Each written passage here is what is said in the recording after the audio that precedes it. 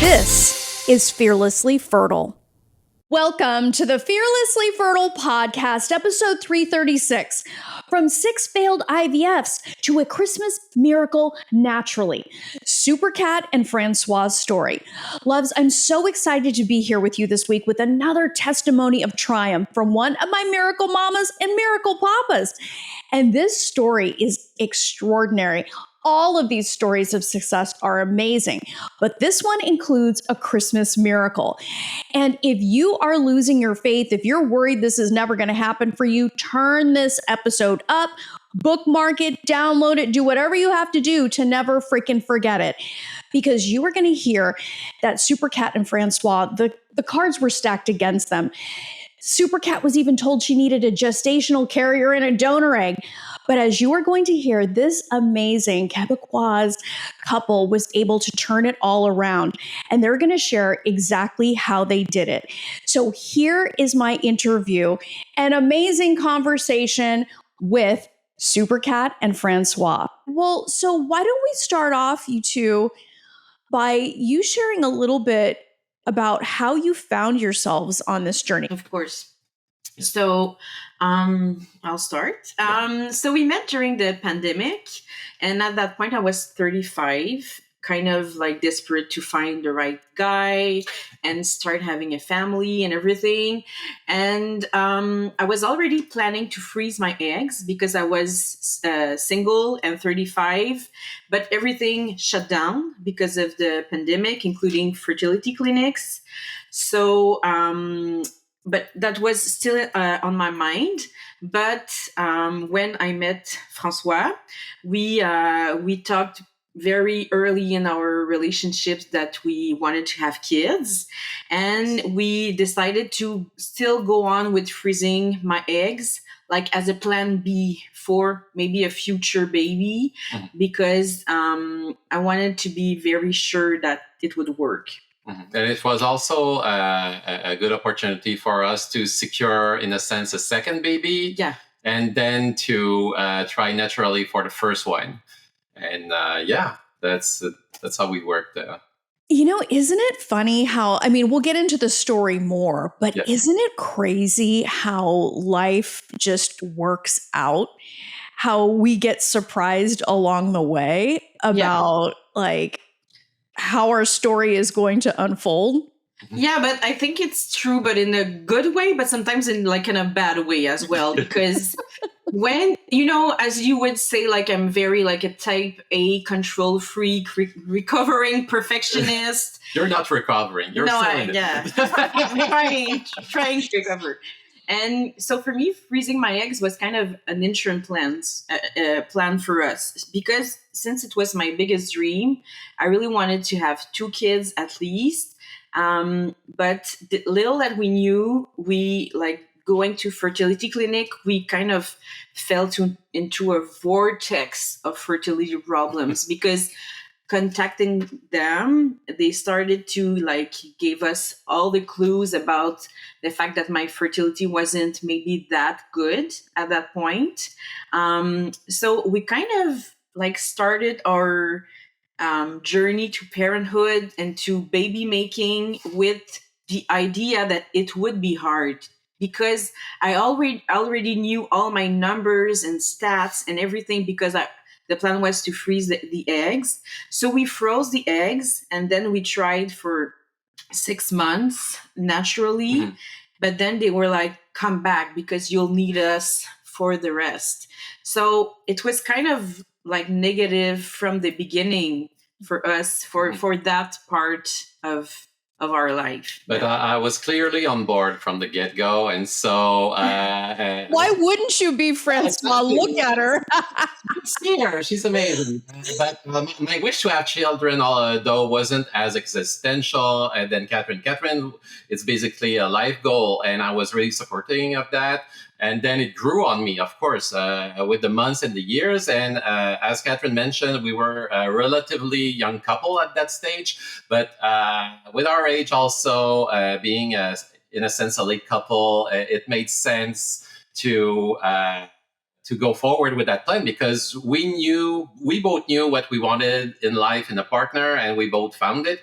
And so it was the right moment. And but it was really difficult, as Catherine mentioned. And in the end, in a total of basically 2 years, we underwent 3 IUIs and 6 IVF. And most IVF rounds gave us very few frozen eggs, or none at all. And it was tough. Yeah. So what was that like for you guys? Because if we rewind it and we look, I mean, I know that today you're like 3 IUIs, 6 IVFs. I mean, it's like, taking out the trash, right? It's like something, so it becomes very commonplace. But at the same time, here you were, you were already hit really quickly with this negative story. Yeah. And it's like a mind virus that gets in your head that this is going to be hard. Yes, totally. And then you find yourself, because, most people figure, IUI, this is, I'll be able to do it. But after each one that you do and it's not happening, like, what did you guys start to notice happening in your life? I became crazy.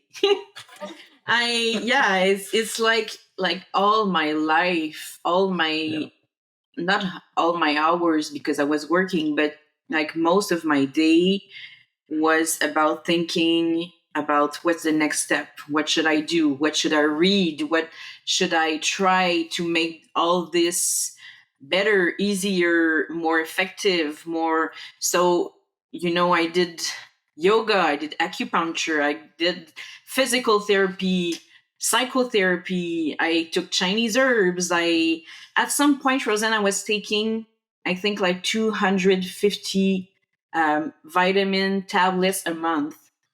Yeah. That's disgusting. That's just disgusting. But I was like so focused on all the lotions and potions and everything that my life, my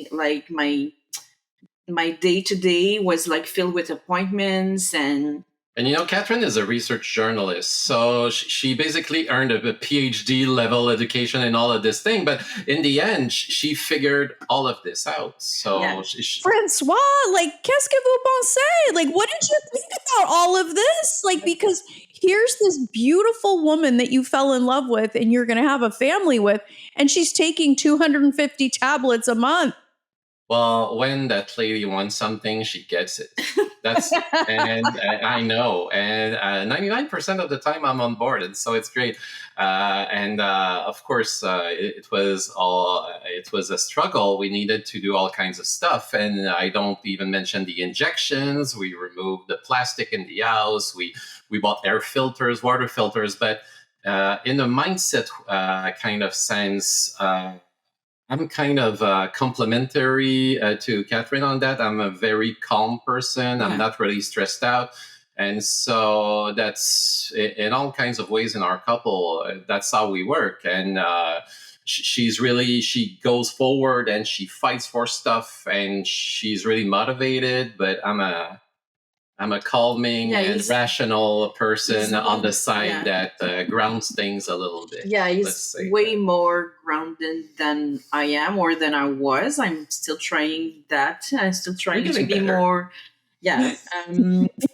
But yeah, I think it was hard for me. I was like in a very bad place, and he was seeing all this, and I think it made him very sad and very angry. It's mostly sadness. And it's really unfortunate to see your partner just get into that dark space, because that's not what the assumption was. The assumption was that you go to an IVF clinic and you pop maybe 1 or 2 cycle of frozen eggs, and then you have like 15 of them, and then you go naturally for first baby, and then we would have that bank account of eggs in a sense, just to make sure everything is fine. But soon enough, things went haywire, and medical physicians were just telling us, oh, you don't have much of a chance, your eggs are bad, we're not sure about what's going on. And after a few procedures, we found out that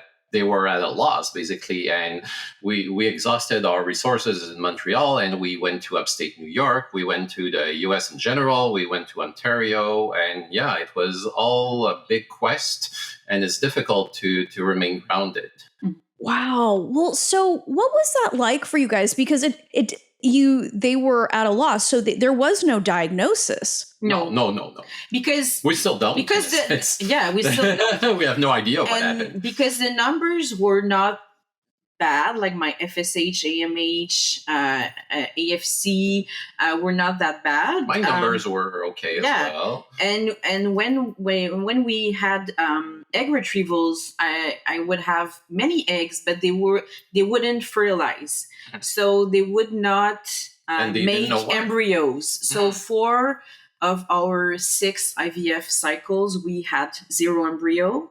And, after 1 or 2 or 3 with 0 embryo, like doctors were like, forget it, lady. What like, the heck is going on? It's not going to work. Have you considered adoption? Yeah. Or donor eggs or surrogates. Yeah, embryo. Isn't it crazy how quickly, with very little information, you start to hear you need a donor egg. Yeah. You need a gestational carrier. And you're like, well, nobody's telling me there's anything wrong with my uterus. Like, why are we talking about this? Why am I going to abandon my body so fast? Yes. And for me, it was very hard to, build that trust in my body because, as a woman, we often, don't trust or don't like or don't appreciate everything that our bodies do for us. So it was kind of body image issues, and like all these stuff were coming back, like mixing with what the doctors would say about my body. And so I decided that if they're not able to find an answer, I would find an answer. Yes. Very early on. She's a research journalist. So, that's what she does in life. So I consulted with like dozens of fertility specialists in all kinds of ways. I changed what I ate. I changed what I did all the testing. I sent all my fluids, Roseanne, by mail. Yes. And I sent a few of mine as well. Yes. And that's kind of, you were a lawyer, but let the record show that collecting your menstrual blood is really hard. Using devices that apparently are made by men and that don't capture all the nuances are needed. No.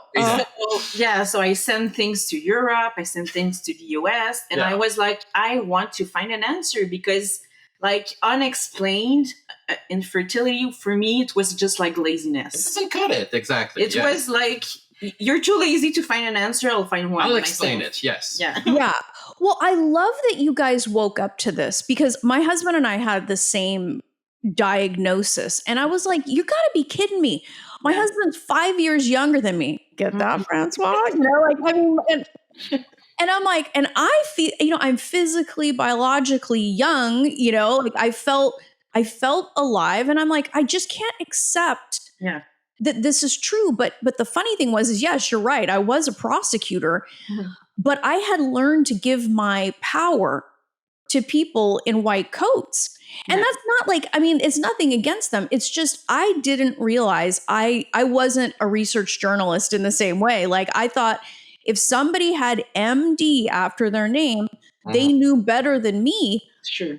But I didn't understand it until much later, how much power I gave away. Yeah. Mm-hmm.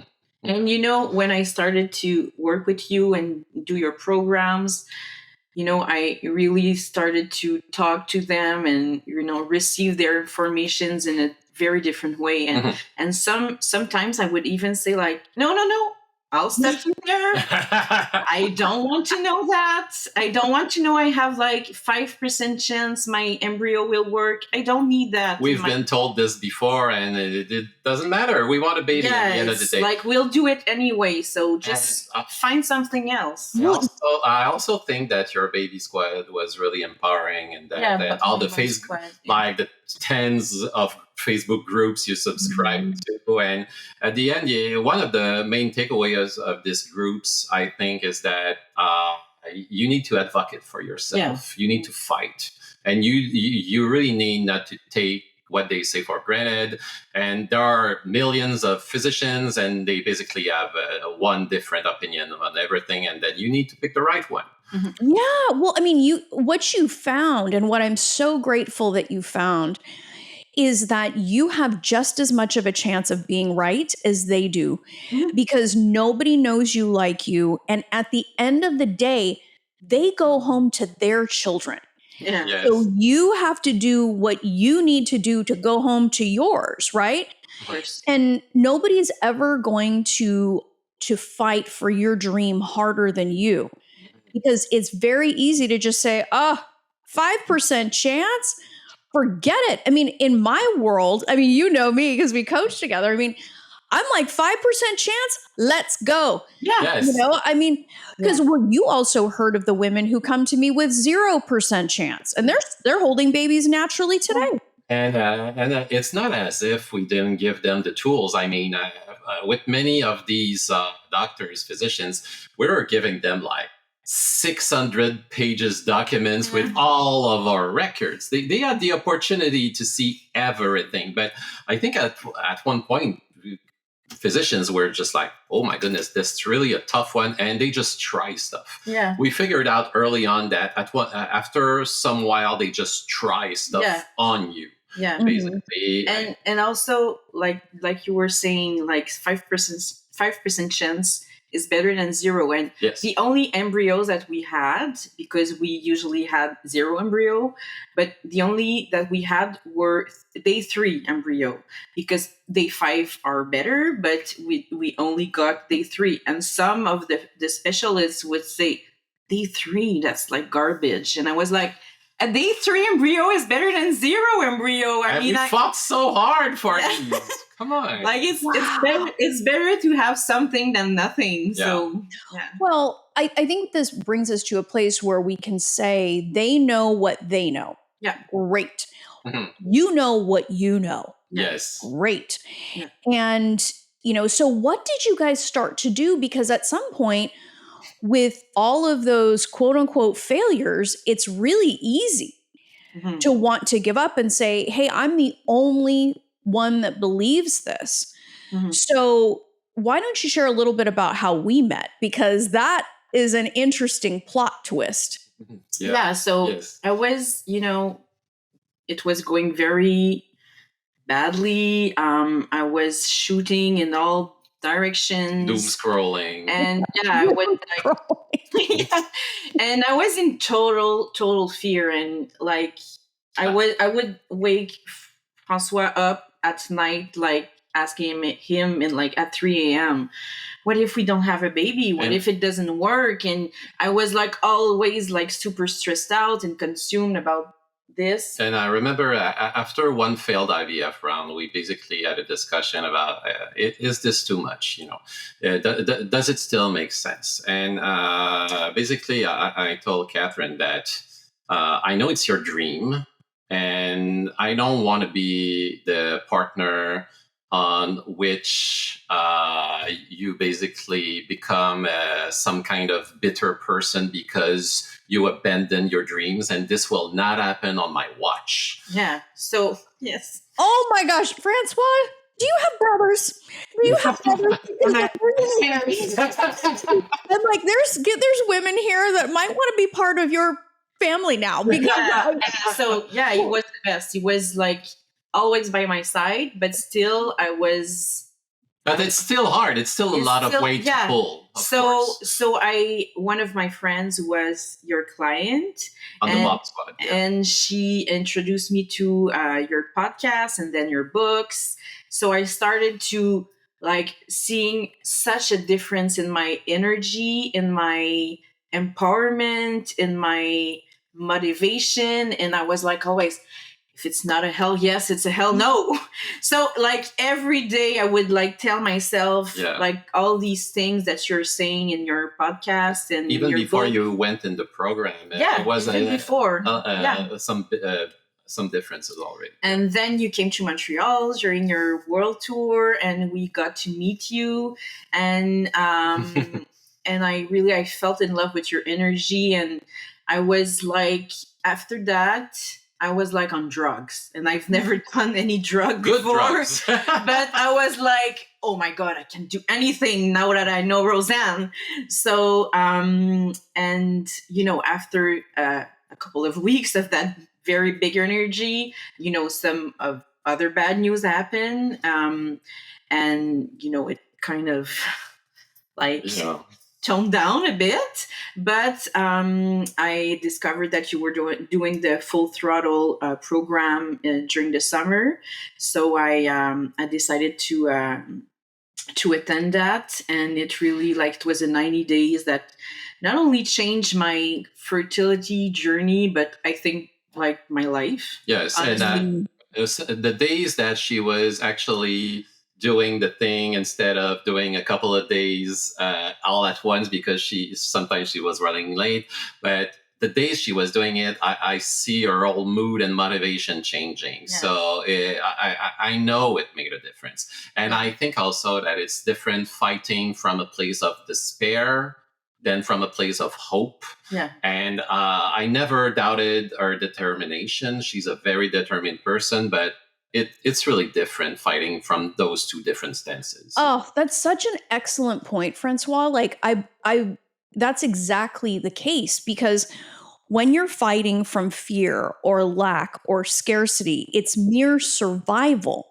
Yeah. But when you're fighting from your vision, you're fighting from the calling to be a mother or calling to be a father, you bring very different energy. It's a very different level of determination. And, you know, and I have to ask you super fast, what was it like being woken up at 3 a.m. by Cat saying, what if we don't have a baby? Okay, it's really fine. The thing is, it's great with my sleep is that I go to sleep super fast. So it's not as big a deal as you might think, but and he for Catherine, it's different.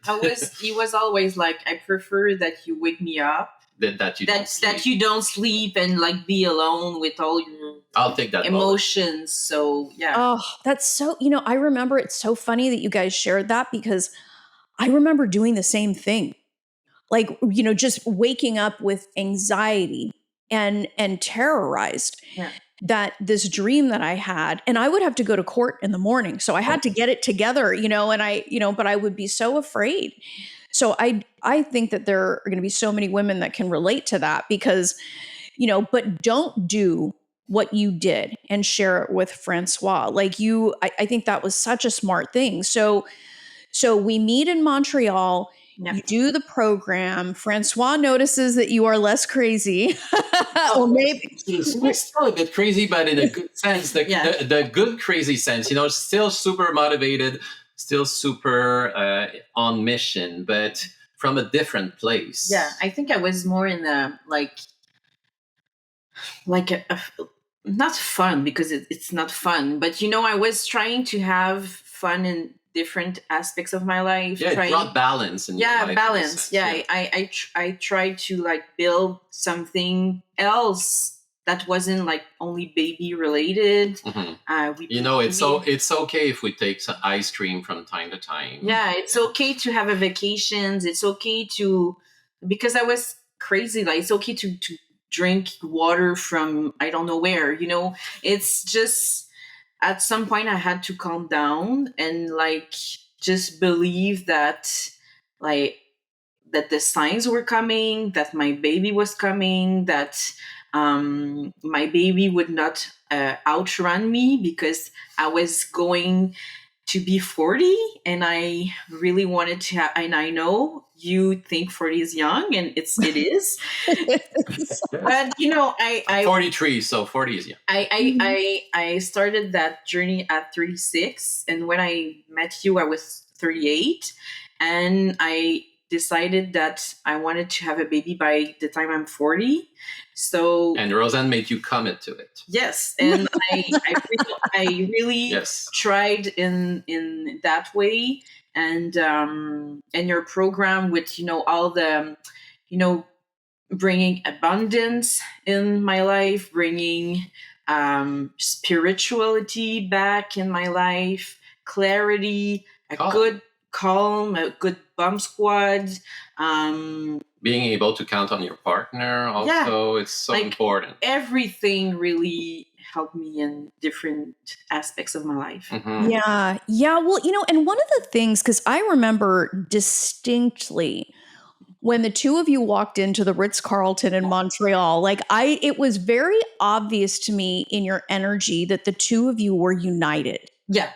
Yes. Because there were a couple other dudes that showed up with their lady, but there was a connectedness that the two of you had that I really felt. Yeah. And I just remember that's why I insisted on doing the show together. Yeah. I'm glad because actually when you suggested that Francois would be here, it brought tears to my eyes because he was such an amazing partner in that journey. It was I was reading stuff about guys that would not want to go to the appointments, who wouldn't want to pay, wouldn't want to do the things they have to do to get all this better. And and sometimes I would also read in books or fertility specialists say have your husband take these vitamins, have your husband do this or not do that. And I was like, have your husband he's not 5. I am reading the documents. And I'm not an alien. I'm involved in this. Yeah, and so they should for me it was of course you will do it, and I won't have to force that on him. And fundamentally, there is such an imbalance from the get-go in all those treatments. Yes. The least you can do as a partner, as an husband, you need to step up and you need to be involved as much as you can because she's getting the injection, even though I was doing them. Yeah. I shouldn't say that probably. No, but okay. So you guys inspired me. I'm going to get a shirt that says Team Francois on there because Team Francois, but I mean, it's this, I honestly believe that the more in her feminine a woman can be, especially with her man, that it opens something up in your ability to receive. Conceiving is all about receiving. And I think you consistently being supported by Francois in his masculine, being the protector, being there to support you and not make you wrong for being scared, but being there to help you through it. I honestly believe that was part of facilitating a miracle. Yeah, totally. Thank you. Because I was definitely in a big resolution mode and activated mode, but he really he calmed me down, and we were together, and even though about the money, I mean, when I wanted to do your program or anything else, he would always be supportive, and no question to ask. I mean, that's our dream. Yeah. There's no cost to that dream. That's it. I know, and we have the circumstances in life to be privileged enough to be able to afford what's necessary, but it's still a lot of money. And she even went on the local newspaper in Montreal, basically stating, "Oh, this is so expensive," and it was like $50,000 in overall what it cost us, but. And I know many of people that will listen to your program here that cost way more and that took many more years. But it's really a matter of hope and just showing up and balance and believing in it. And at one point, I think it just materializes. Yeah. And so that's, it was always supportive. And problem solving, it's not enough. And as you rightly mentioned, problem solving, as you know, physiologically, just being problem solving, you're always in stress, you're always in your frontal lobe brain, and just tick, you tick boxes, but you need to be ready to welcome your baby and to delve into your feminine. Yes. So you helped me with all of that.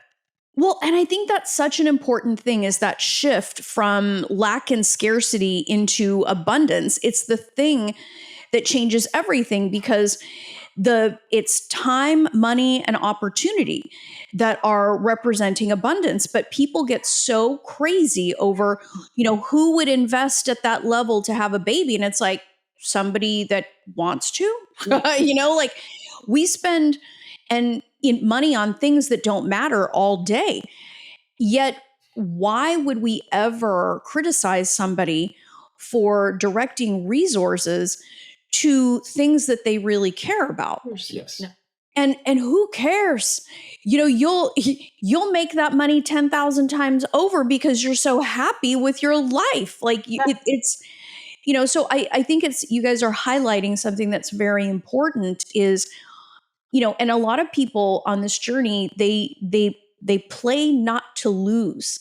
They don't play to win. And that's a very different thing. They just don't want to lose.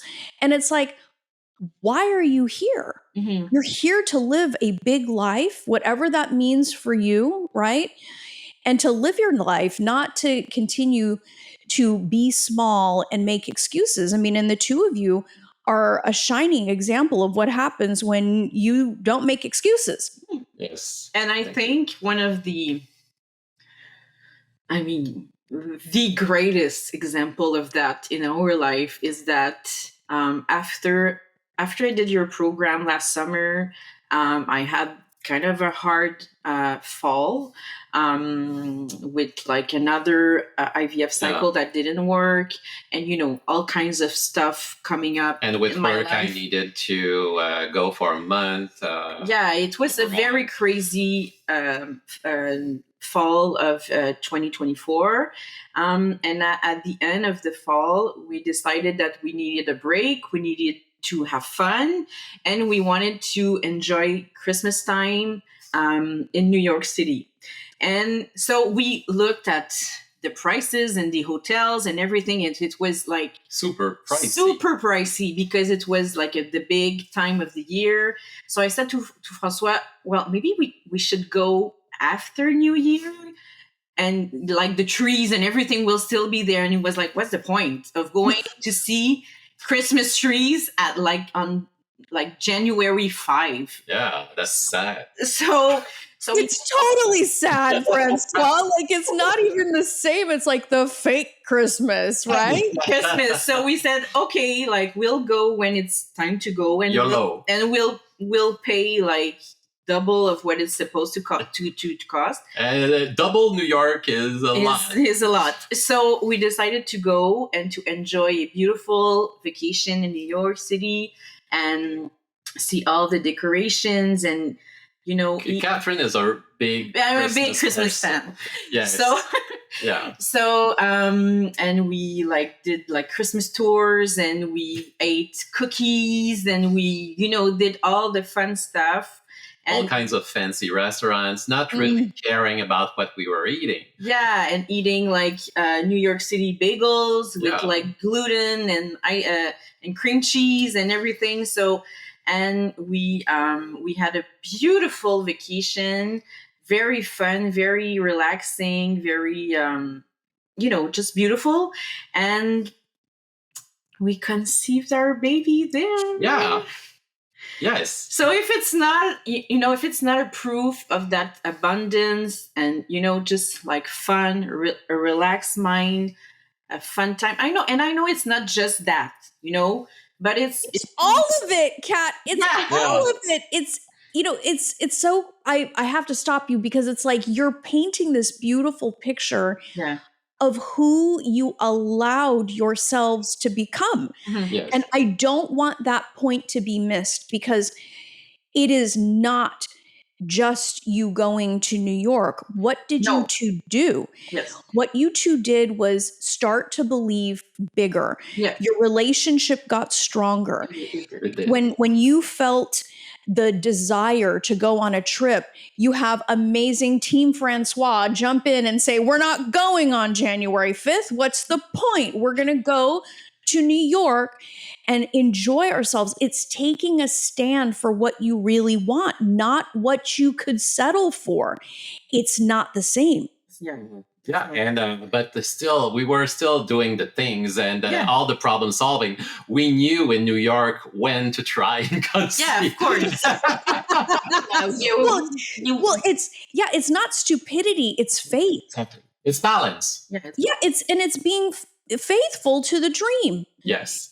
Of course, there's certain things you got to do, Francois. Like, but like, Gladly. I'm sure gladly, especially in New York, But you two open something up in yourselves because most people cower under their fear. Mm-hmm. You two pushed into the vision. Yeah. And that's so special. It is so special. It is so rare. And I love you guys so much because it reminds me so much of my husband and I, because we did something similar. Like we just started saying yes to everything that felt right to us because we had lived for so long in, constriction. Mm-hmm. So going back. So you guys conceived your baby naturally in New York around Christmas time on your trip. And Friday night. And as I said earlier, I wanted to have a baby by the time I'm 40. And it was,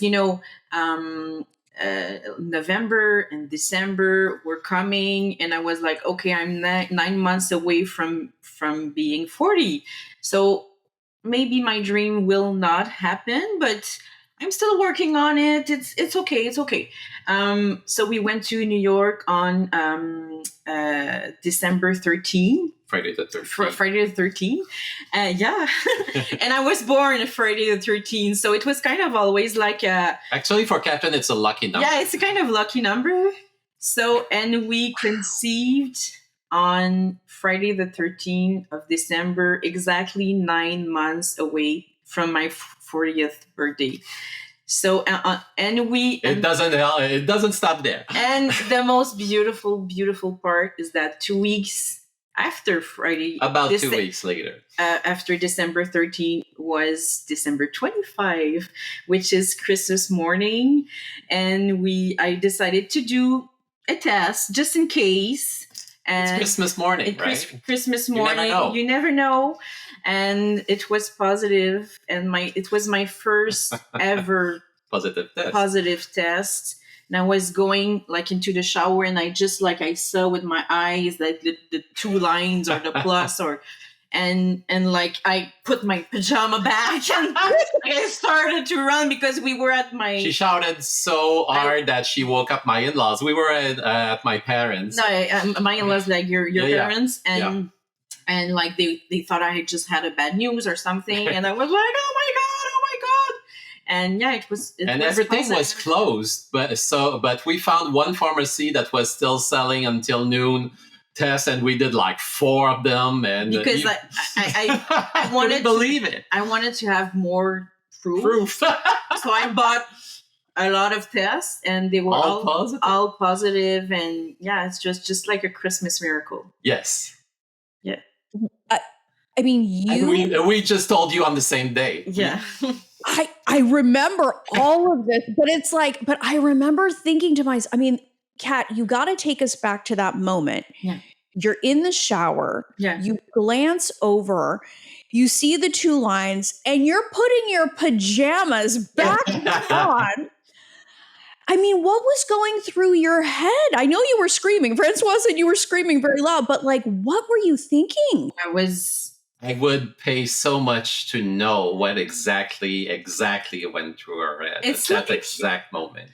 It's like it's at the same time, it was like disbelief, but also like, okay, this is a miracle. This is happening. Like, and Yes. from the start of the pregnancy, I realized that, all the things that I've done and the fact that we conceived the baby like in a Christmas trip 2 weeks before Christmas, exactly 9 months away from my birthday. And I was like, this is like too big to not work.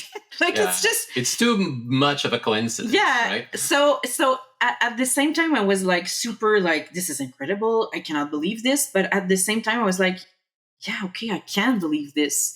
So yeah, it kind of like mixed feeling. And we took a picture of us with the test, and Francois is like crying, and I'm like, she's in total disbelief and shock, and I'm just like, and yeah. So, and you did it, Francois. You did it. It was so special because we got to announce it. Like, we decided to announce it right away to his family, and 2 days after that. Well, yeah, by shouting, you announced it to the family.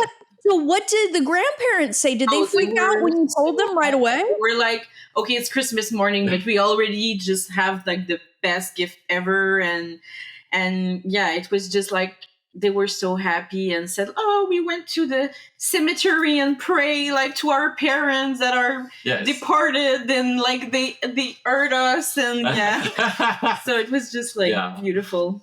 Wow. And what was going through your mind, Francois? Because at that point, you heard you're going to be a dad. Like, I think you were in your heart, you knew.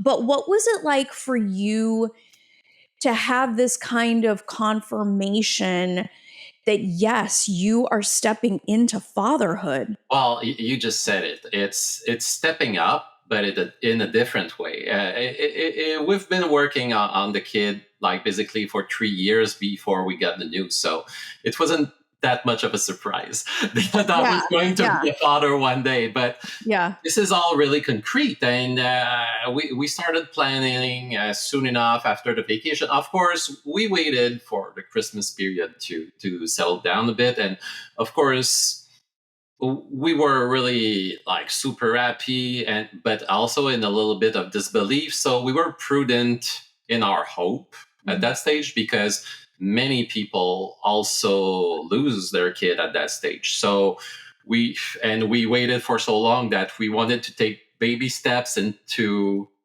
like expectation and joy, but quickly enough after a few weeks. And I think he was, in that mode pretty quickly. Since it was like winter here with like a lot of snow and a lot of ice in Canada, he was like shoveling like times a day so I don't fall. And there was not any doubt you were going to fall. like like he was carrying everything. He was,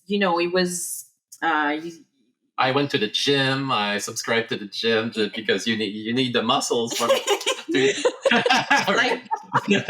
and all of this, but I have to say that maybe it was another coincidence, but he had like nose bleeding for a few days, and I was like, oh, maybe he's kind of a bit in a stress. Yeah, Catherine was afraid I was going to be a stress, and probably I got maybe a week or two of being a bit stressed out, but that I was not letting myself be stressed out. Let's say that.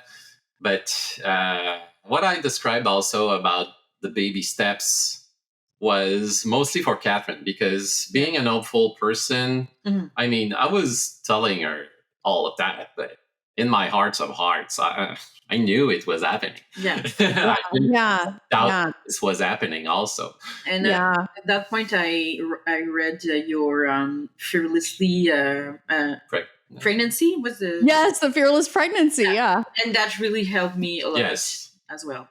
Wow. I mean, you guys are just, it's such a delight to share in this with you, because sometimes people think, when I get pregnant, all my problems go away, but they don't understand that like your mindset has to be strong for the entire pregnancy. Like, It's a lot of work. Yeah. well, but you did something really smart. And you said to yourself, there's too many coincidences here. This is meant to be. And this baby is here for a reason. We did all of these medical things, which great, but you had to trust yourselves to believe for this baby that was conceived naturally. And you're having a girl. Yes. Catherine is on week 29 now. 29. So we're expecting on the beginning of September. Yes. Oh my gosh. I mean, can you guys even like that just must, oh my goodness. It's like you have the date, you have, this massive bump that's just so fantastic. Like, so what are some of the things, I mean, you've been dropping bombs this whole time, but are there any things that you would want the men and women listening to this to really take from your unique story? Mm-hmm. Well, there's one thing that I was meaning to mention because I listened to your recent series with Miracle Papas, and one question. And now you're one of them, Francois. And one of the questions you were asking people is that how do you find what was your reaction when your spouse came and talked to you about Roseanne and the whole program, and that. And the intention or the assumption behind your question was that, maybe it's a bit cray-cray and a bit delulu. And but me, I have a bachelor in psychology. So rest assured, I understand the power of mindset. And my answer to her willingness to entertain that is that, you lady, you need to do it. I pushed her hard to do it. I was more than 100% in. I mean, I wanted her to do that. And we had some help also with the funding. And it was I really feel like you are part of the story, and you really made a difference. You really, really made a difference. And I wanted to thank you for that.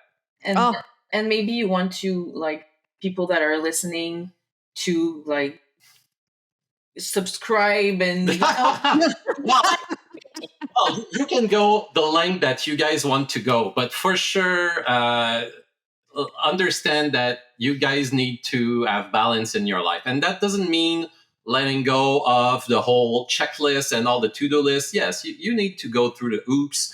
You need to do what's necessary medically, and you need to be careful about that whole angle. But you need to rest sometime. You need to eat ice cream sometime. You need to go out with your friends on trips sometimes, like we will in a few hours. We're going on vacation as well. Oh, is it your baby moon? It is. Gosh, I mean, you're making such an incredible point, Francois, because it's a yes and. It's not or. Mm-hmm. It's not an either or proposition. It's yes and. It's like cover your bases, mind and body. What goes on here plays out in your body. This is not hocus pocus. We know this. Yeah. And I love that you really supported Cat in that process and encouraged her, because I think so many men and women feel discouraged or they're afraid to do things for themselves. And you guys are living proof that miracles happen when you do. And I think what I want to say is that whatever this your level of what you're willing to do is, you have to believe and know that you did everything that you could have done. And for me, it was like body, mind, everything, and spirituality. And, because last summer I was like, okay, if it doesn't work, I'll go for embryo donation or anything. But because I will know that I've done everything in my power to make it work. And I didn't need embryo donation. But, I know deep in my heart that I did everything. Yes. And for me, I think it's like it's the biggest thing. And even family and friends towards the end were starting to think we were getting a bit too much involved into this and going a bit cray-cray. But no, it was the pursuit. In the same manner that some people have 100-hour weeks when they start a business. Yeah. In the same manner, we were cray-cray for this, and this is all working out. Yeah, so we did everything we wanted to achieve it, and we did. That's the dream, and I'm sure the second one will be easier now. Yeah, and the third and the fourth. Yeah, no, I mean, I think that's such an important thing, and it goes back to the idea that nobody's ever going to believe in you more than you. So it's you have to do the work, and I think that's great. And since you guys are French speakers, what would you want to say to the French speaking world? Because this is global. Would you say anything? Wow. En français? Oui. En français. Je pense que je dirais de continuer, de faire tout ce que vous pouvez, de croire aux signes, que ce soit Dieu, l'univers, de croire aux signes que la vie vous envoie pour vous dire que ça s'en vient, votre bébé s'en vient. Ouais. Et puis, trouver une manière que votre entourage soit un entourage qui vous soutient à travers tout ça. Et puis, s'il y a des gens qui sont négatifs, on peut prendre un peu nos distances de ces gens-là. Merci beaucoup. That's awesome. Yeah, no, I think it's so important because there's, literally women all over the world and men all over the world who listen to this. And I think that it's so important. We all come together from many different experiences, but we're united in this quest for our children. And so it's such a special thing to be able to share in this with both of you. Well, I love you both, and I am so... Yeah, and I am so grateful that you took the time and you've been so generous to both be here and share this story. And so I can't wait for the world to hear this. And I look forward to seeing you in Montreal. With great pleasure. Yeah, with great pleasure. Thank you, guys. Thank you. Loves, wasn't my conversation with Super Cat and Francois amazing? Don't you just want to shrink them down and hug them, carry them around in your pocket? They are going to be such amazing parents, and their daughter is so blessed to have them. I just think about all of these couples that have appeared on this podcast, and I am so grateful for every single one of them, their generosity, and being able to watch their transformation is such an incredible delight. Because when your mind and your body are united and they are calibrated for success, you can make the seemingly impossible possible. And that's exactly what Super Cat and Francois did. So if you want me to teach you what I taught Super Cat, go to my website, www.frommaybe2baby.com, and apply for an interview there. My methodology, as you can see, has helped women around the world make their mom dreams come true, and their results speak for themselves. You cannot out-treat, out-supplement, out-yoga pose, or out-diet a shitty mindset. Get that mind and body working together so you can have a miracle of your own. Till next time, change your mindset, change your results. Love this episode of the Fearlessly Fertile podcast? Subscribe now and leave an awesome review. Remember, the desire in your heart to be a mom is there because it was meant for you. When it comes to your dreams, keep saying hell yes.